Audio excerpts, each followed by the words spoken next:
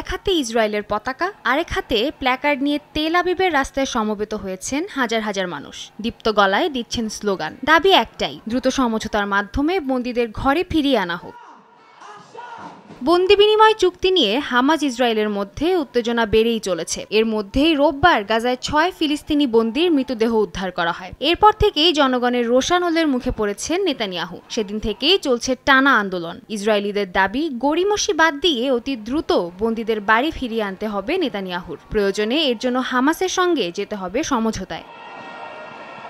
হামাসের সঙ্গে বন্দি বিনিময় চুক্তির গুরুত্বপূর্ণ একটি শর্ত ফিলাডেলফি করিডোর থেকে ইসরায়েলি সেনা প্রত্যাহার করা। তবে এই শর্ত মানতে নারাজ নেতানিয়াহু প্রশাসন। এতে কঠোর সমালোচনার মুখোমুখি হচ্ছেন তিনি। এমনকি নিজ দেশের প্রতিরক্ষা মন্ত্রীও তার এই পদক্ষেপকে নৈতিক অবমাননা বলে আখ্যা দিয়েছেন।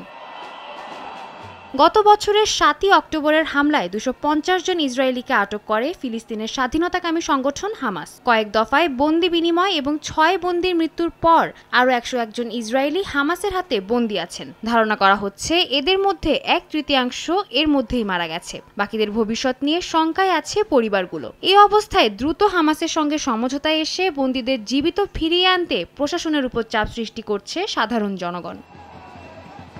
সাদিয়া তাসনিম, সময় সংবাদ।